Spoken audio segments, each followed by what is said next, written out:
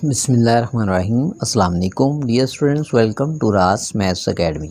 आज हम FSc part 1 में यूनिट नंबर 3 में 3.4 एक्सरसाइज के क्वेश्चन नंबर 7 से स्टार्ट कर रहे हैं। जिस स्टूडेंट क्वेश्चन नंबर 7 में उसने हमें कहा कि इफ़ ए इज़ सिमेट्रिक और skew symmetric matrix then show that A square is also symmetric.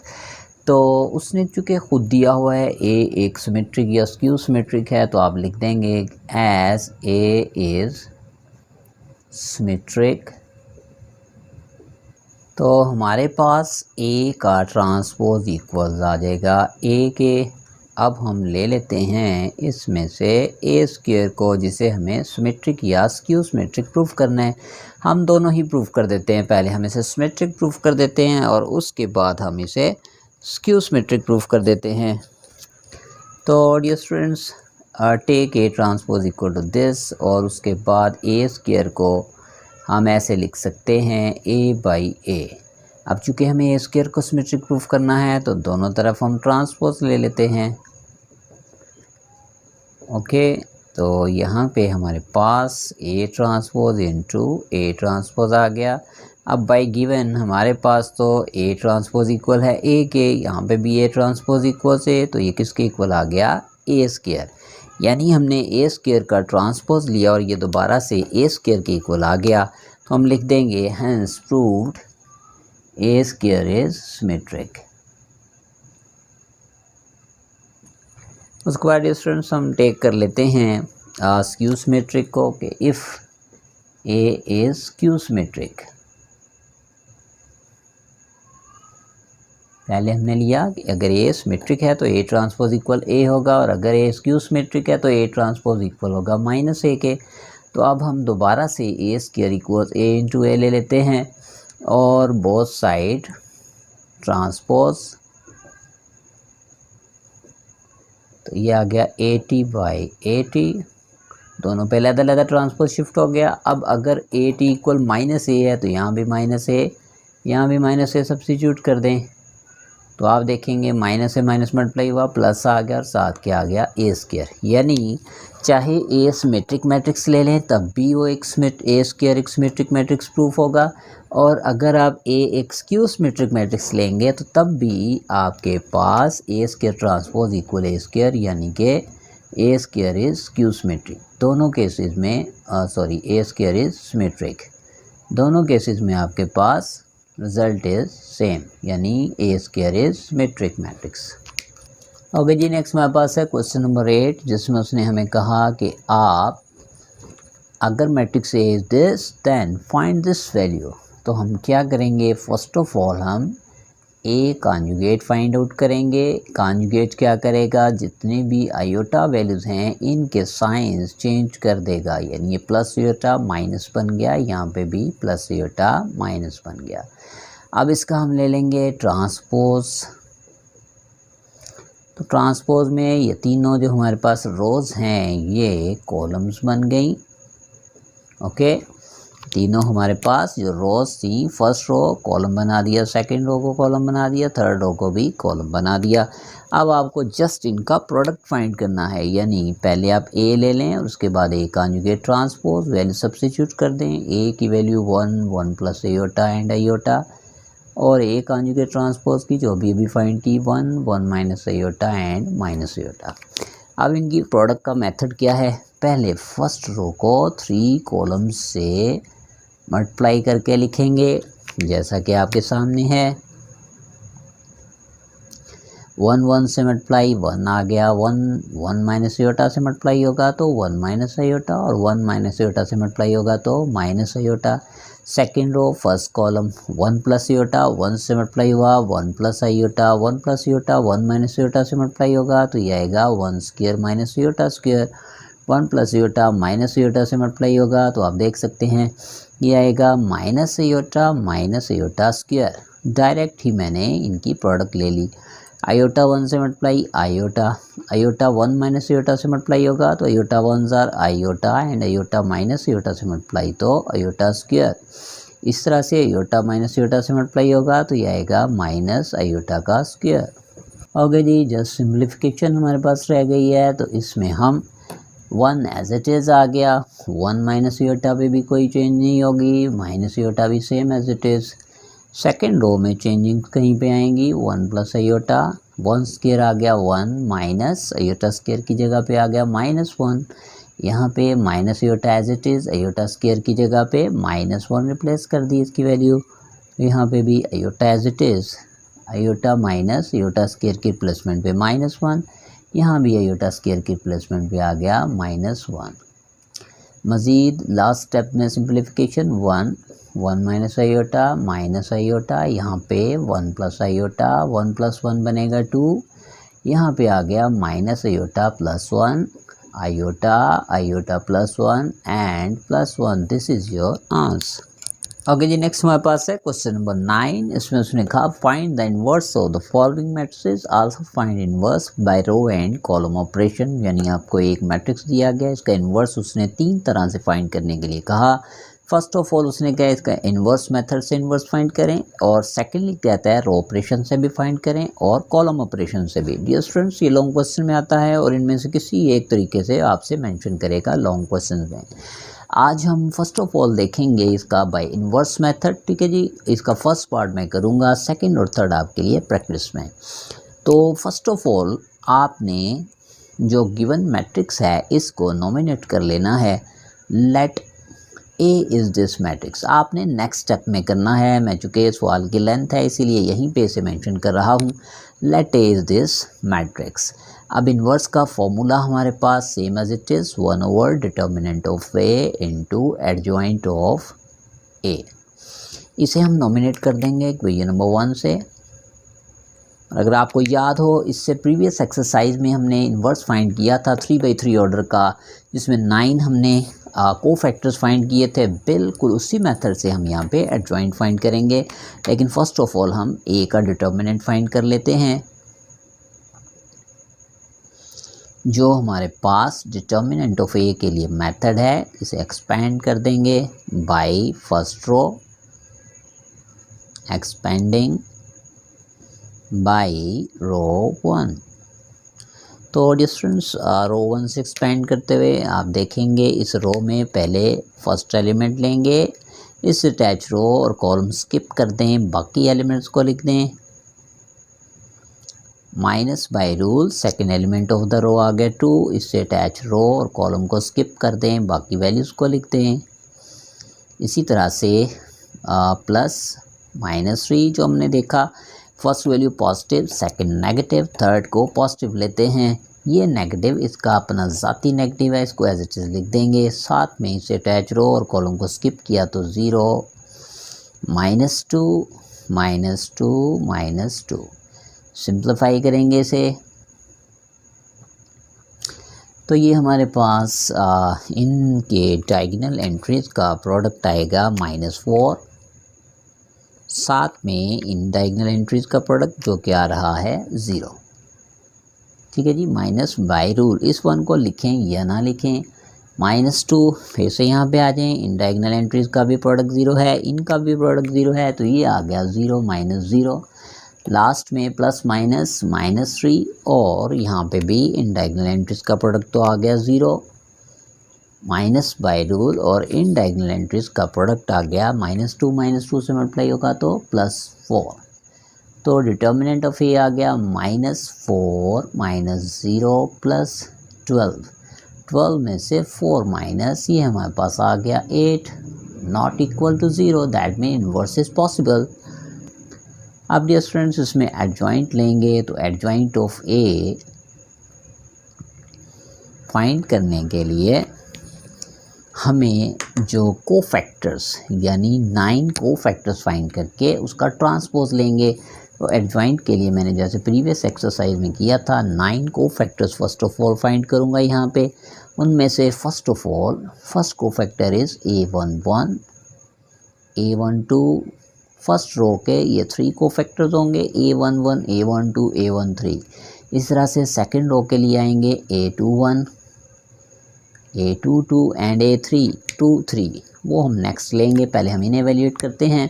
A11 के लिए डिस्टेंस हमने देखा था -1 के ऊपर, ये जो हमारे पास ऑर्डर आ रहा है इसका हम ले लेंगे एडिशन, यानी 1 1 जो ऑर्डर है इसको ऐड कर देंगे और फर्स्ट रो और फर्स्ट कॉलम को स्किप कर दें। ये फर्स्ट रो ये फर्स्ट कॉलम स्किप किया, बाकी एंट्रीज को मेंशन कर दें -2 0 2। ओके जी, ये हमारे पास -1 की पावर 2 बनी +1, इनका प्रोडक्ट -4 +0 और टोटल आंसर आ गया -4। उसके बाद हम A12 को फैक्टर को -1 के ऊपर इसी ऑर्डर को 1 + 2 को ऐड कर दिया, फर्स्ट रो स्किप कर देंगे, सेकंड कॉलम स्किप कर देंगे। जैसे हमने देखा था first row second column skip करेंगे तो ये आया 0 0 -2 2। सिंप्लीफाई करेंगे -1 की पावर 3 बनेगी जो कि होगा -1, इन डायगोनल एंट्रीज का प्रोडक्ट 0 माइनस इनका प्रोडक्ट 0, तो ये टोटल 0 बाई -1 इज़ 0। फिर इसको फैक्टर के लिए आगे 1 और 3 को ऐड कर दिया और फर्स्ट रो और थर्ड कॉलम को स्किप कर दें, फर्स्ट रो थर्ड कॉलम, बाकी एंट्रीज हैं 0 -2 -2 -1 पावर 4 बना +1, इनका प्रोडक्ट आ गया 0 माइनस इनका प्रोडक्ट 4, तो ये टोटल आंसर आया -4। A21 की तरफ आएंगे, -1 की पावर 2 + 1। अब हम सेकेंड रो और फर्स्ट कॉलम को स्किप कर देंगे, तो second row first column skip किया 2 -3 और साथ में आ गया -2 2। देखें second row first column skip किया, तो ये एंट्रीज मैंने यहाँ पे मेंशन कर दी। ये आ गया हमारे पास -1 पावर 3 इज़ -1, साथ में आ गया 4 -6, तो आंसर आएगा +2। A22 की तरफ आ जाते हैं, तो ये डिस्टेंस हमारे पास -1 की power 2 + 2, second row second column skip कर दें, तो ये है सेकेंड रो, ये है सेकेंड कॉलम, तो 1 -3 -2 + 2, तो -1 की पावर 4 आ गया +1, इनके प्रोडक्ट से 2 -6, तो टोटल आंसर इज -।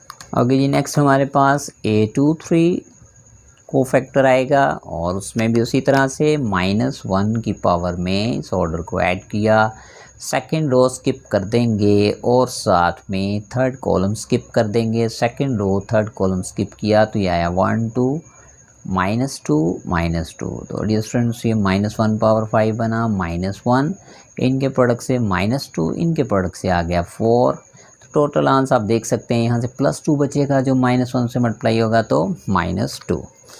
उसके बाद आगे हम थर्ड रो के कोफैक्टर्स पे जो कि होंगे A31 A32 एंड A33, तो ये आपके 9 कोफैक्टर्स आ जाएंगे, 1 2 3 फर्स्ट रो के, 1 2 3 ये सेकंड रो के और ये 3 थर्ड रो के।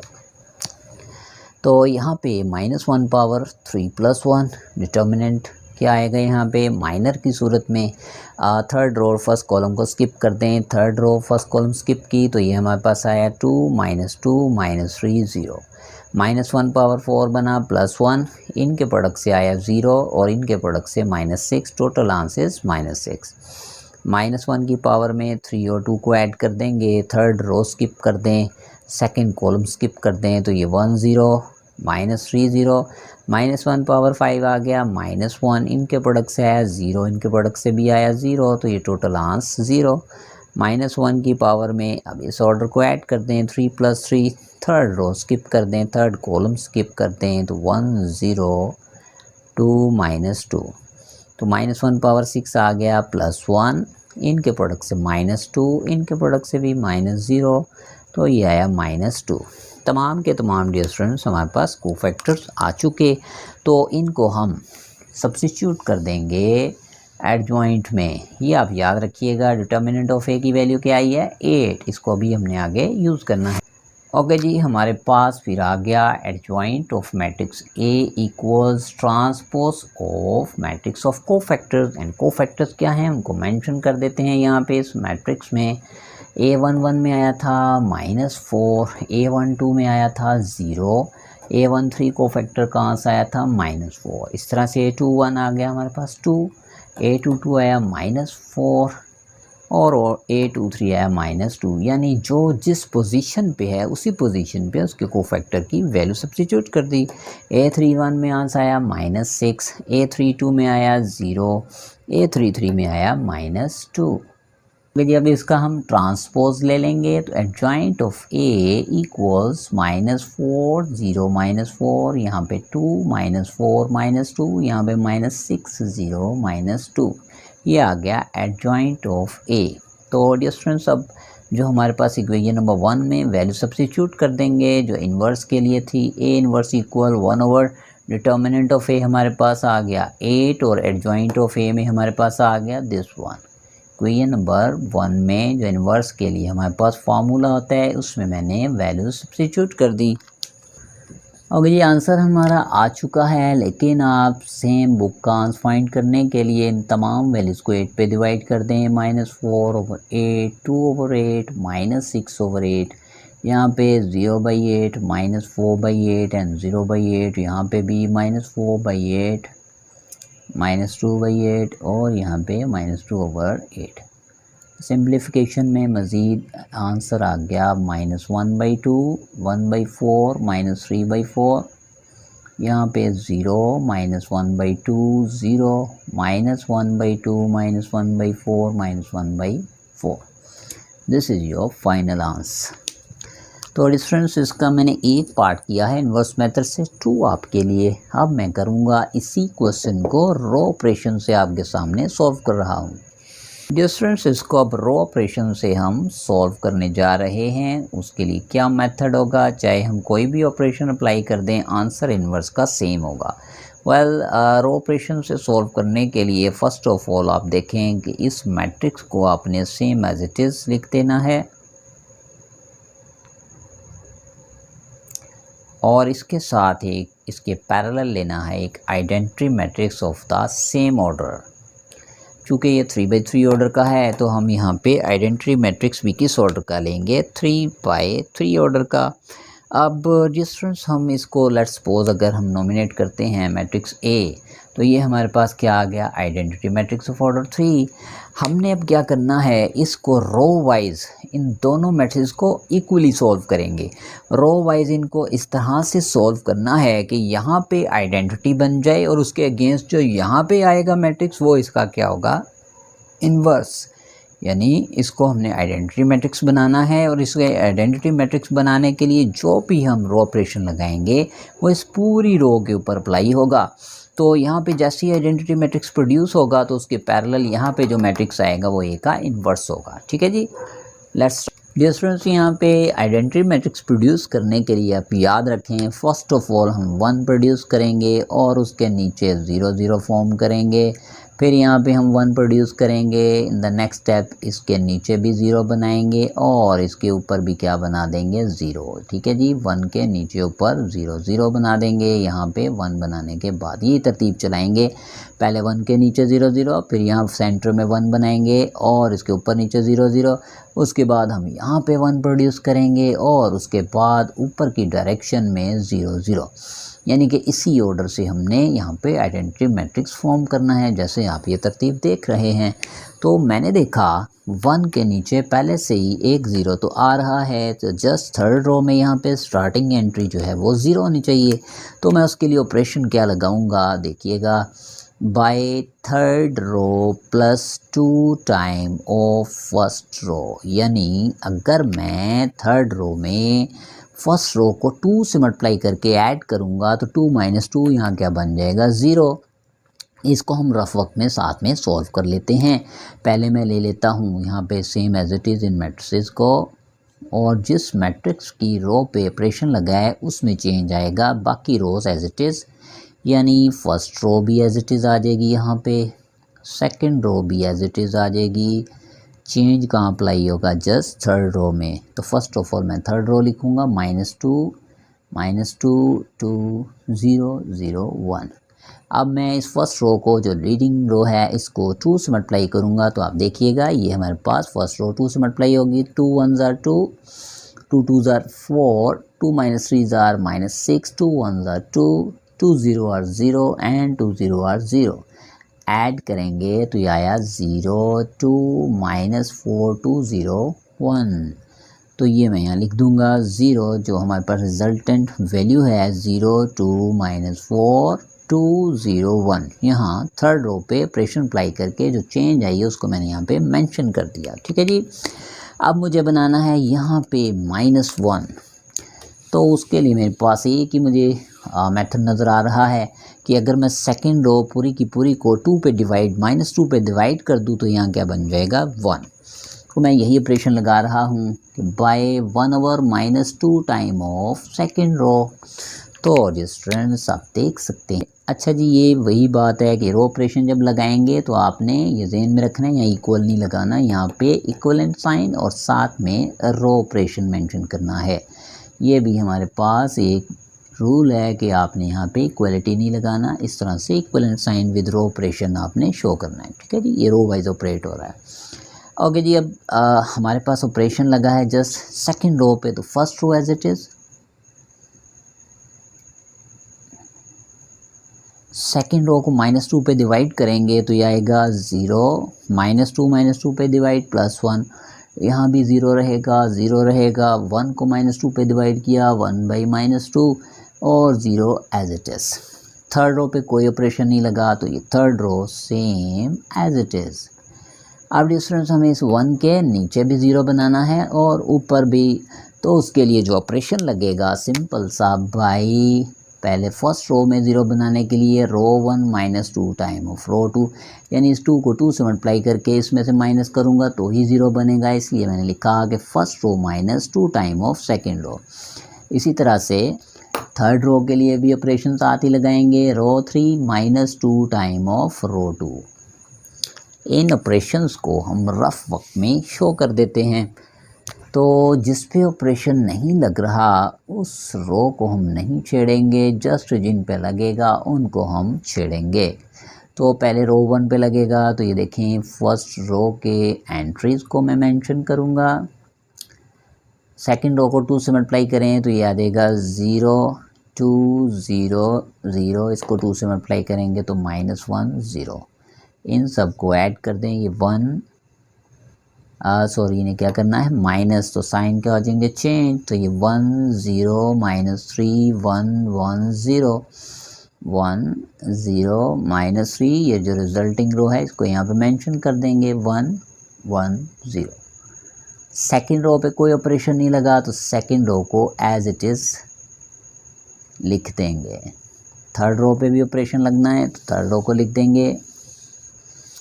क्या ऑपरेशन है first of all third row, यानी दिस वन 0 2 -4 2 0 1, और सेकंड रो को 2 से मल्टीप्लाई कर देंगे उसी तरह से 0 2 0, फिर ये 0, इसको 2 से मल्टीप्लाई किया -1 एंड 0।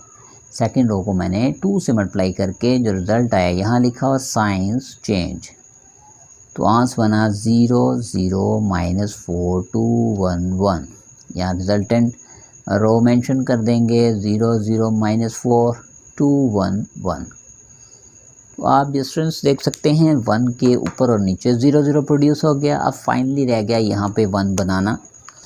ओके जी, यहाँ पे अब इसको 1 बनाने के लिए यहाँ पे ऑपरेशन लगा रहे हैं 1/-4 time of third row. Third row को -4 पे डिवाइड कर दें, चूँकि सिर्फ ऑपरेशन थर्ड रो पे लगना है तो first row as it is, second row as it is, third row को -4 पे डिवाइड करेंगे तो ये बन गया +1, 2 को -4 पे डिवाइड किया -1/2, 1 को -4 पे डिवाइड किया -1/4, इस 1 को भी -4 पे डिवाइड करेंगे तो -1/4। ओके जी, अब इस 1 के ऊपर दोनों 0 0 होने चाहिए, एक 0 पहले से आ रहा है, सिर्फ इस -3 को 0 बनाना रह गया, जिसके लिए मैं ऑपरेशन लगा रहा हूँ by first row +3 time of third row. ठीक है जी, मैं ये इरेज कर देता हूँ और यहाँ पे आपको इसका आंसर लिख देंगे। यहाँ पे हम रफ वर्क कर लेते हैं। तो डिफरेंस देखें, हमारे पास फर्स्ट रो क्या आ रही है 1 0 -3 1 1 0। इसको जब हम मल्टीप्लाई करेंगे 3 से तो ये कुछ इस तरह से आएगा 0 0 3 ये तीनों 3 से मल्टीप्लाई होंगे तो -3/2 -3/4 -3/4 और जब हम इन्हें ऐड करेंगे 1 0 0 इनका एलसीएम लेंगे तो ये हमारे पास आएगा -1/2। इनका एलसीएम लेंगे 1 -3/4 तो आंसर आएगा 1/4। इसी तरह से यहाँ पे आ गया -3/4। ये हम यहाँ पे अब तमाम रिज़ल्ट मेंशन करने जा रहे हैं। क्वेश्चन हमारा तकरीबन कंप्लीट। फर्स्ट रो में आ गया 1 0 0 -1/2 1/4 -3/4। Second row as it is, third row as it is,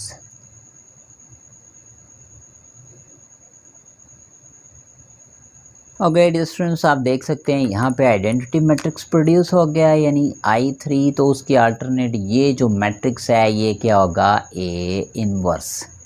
ठीक है जी, तो यही हमारा A इनवर्स का आंसर है। By row operation inverse find कर लिया। अगर आप इसी के फर्स्ट पार्ट को जो मैंने इनवर्स मेथड से किया है उससे आप देखेंगे तो सेम आंसर इनवर्स मेथड में भी यही था और रो ऑपरेशन से भी यही आंसर।